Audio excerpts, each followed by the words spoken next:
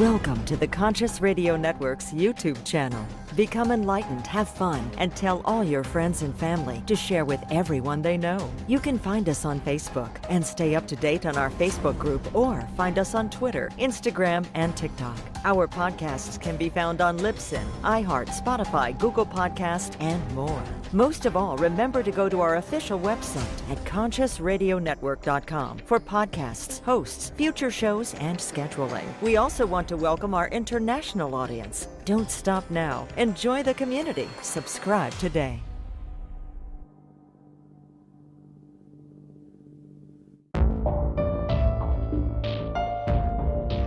This is the Conscious Radio Network.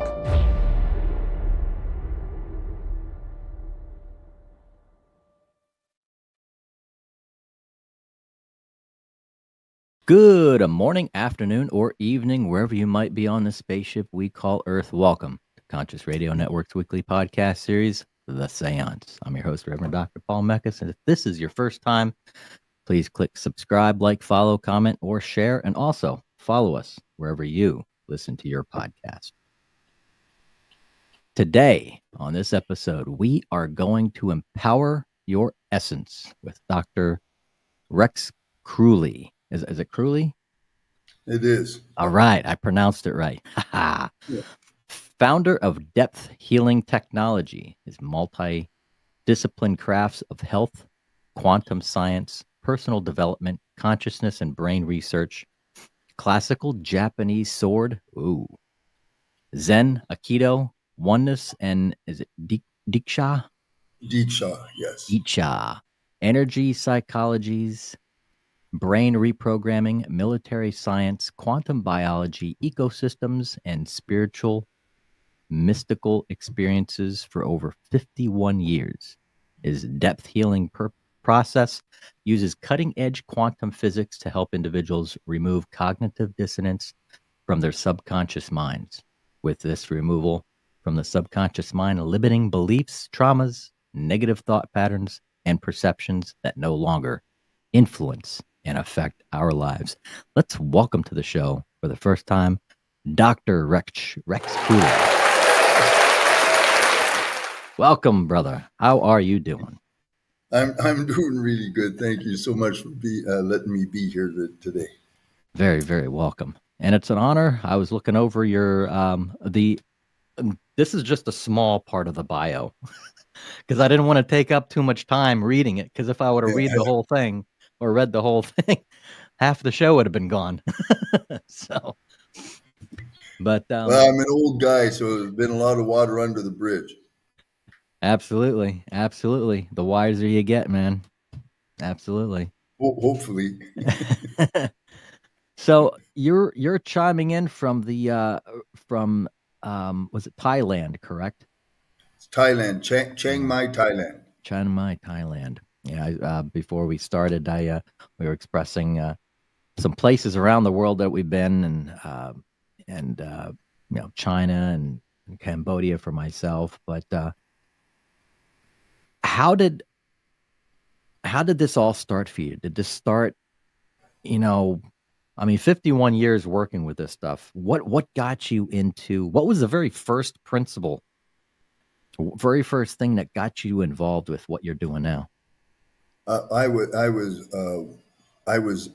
born and incarnated for that purpose. So I knew what I was supposed to do at least by the age of 3. Wow. And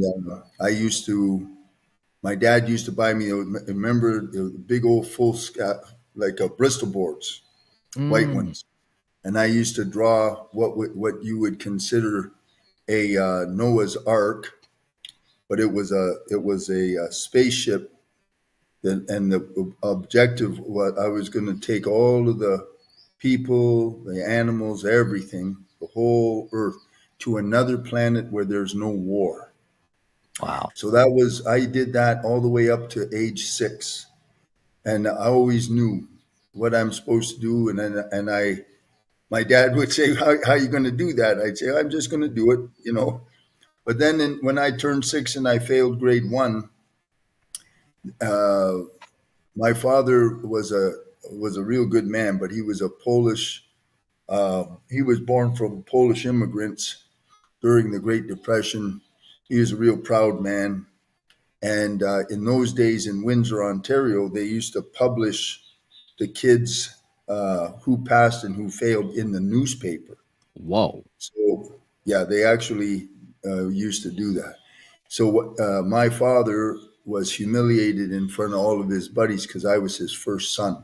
Mm, So the whole family rejected me for the rest of my life emotionally. So I just became a 0. And during that time, the way the path shifted, I needed some way. I had to figure out some way to matter and for people to notice me and to be important. And my skill, at least I was a world-class elite martial artist. I went into martial arts. I'm always in the top 1 to 3% of martial art anywhere in the world. And I entered that realm, classical Japanese. I was an uchideshi for 8 years till I broke my back. When I was 27, I broke my back in half weight training. So uchideshi means I'm a protege to a great master. yeah. And this isn't commercial garbage martial art. This is the real deal. So I put in a total that led me on a path. But see, in that path, I kept having huge injuries.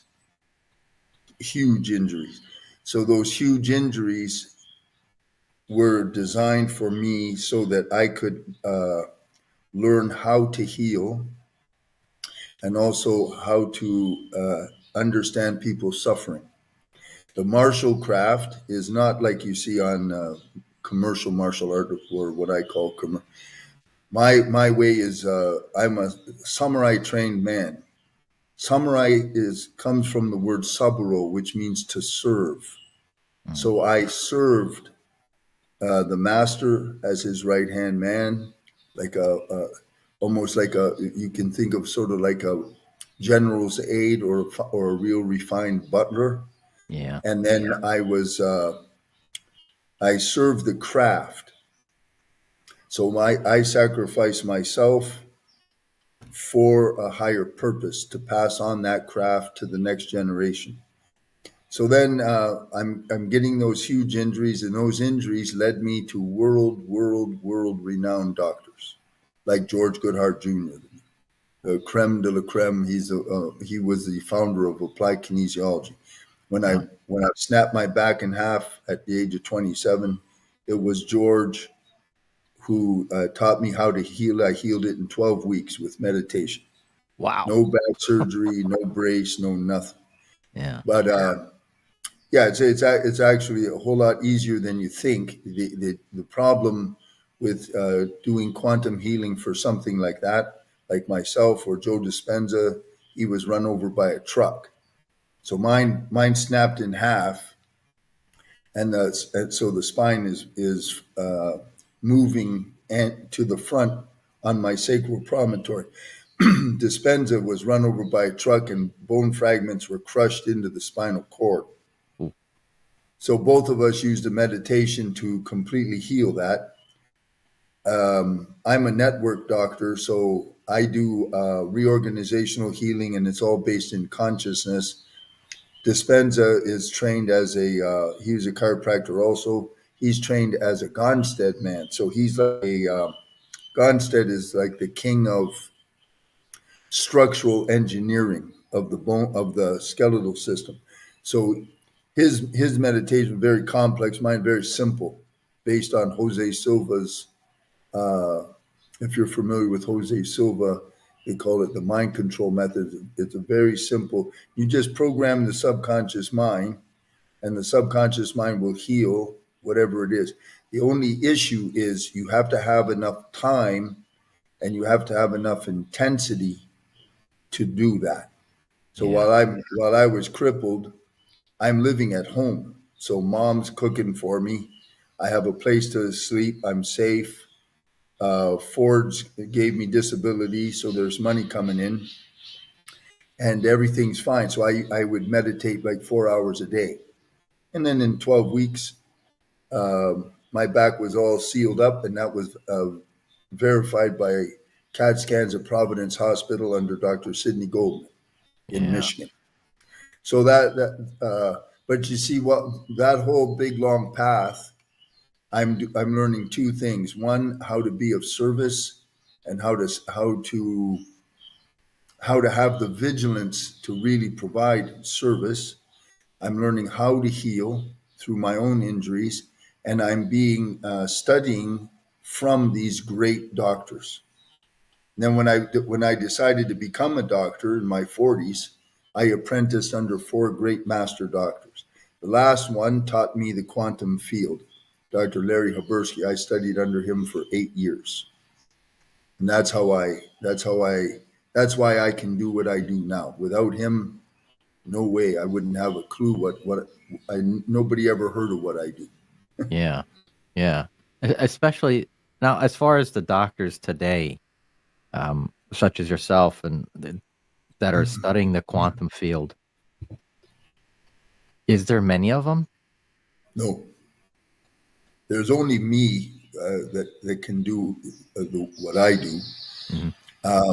Dr. Habersky is a great master. Sue Mortar is a real fine master. Um, Larry Larry and Sue, I don't believe they do any distance healing. Yeah. I'm a distance healer, and I channel the great compassionate light, the Param Jyoti, directly. So when I'm doing what I am, the great compassionate light taught me how to do this. I learned the fundamental science of bioenergetic synchronization technique from Dr. Habersky. That system was developed by Ted Mortar. Dr. Habersky, in my opinion, is his greatest student. Dr. Habersky's in the class by himself. Yeah. And he also is very highly connected with the divine. So he taught me how to converse. Like one of the main things for working this kind of work. Can you see me? Okay. Yeah. Yeah. Perfect. One of the lights changing in the morning, and then Yeah. Sun's coming up, man. one of the most important keys to anything like this is you have to be able to accurately talk to the field, talk to consciousness, talk to their nervous system, to their subconscious mind. And if you're channeling the divine, you need an accurate ability and bond to do that. Yeah. If you don't have the bond, it's all it is la la land. So you have to cultivate the bond. You have to have knowledge of the science and the frequencies and how all that works. And then you need an accurate way. So I use self kinesiology, and I'm surgically accurate.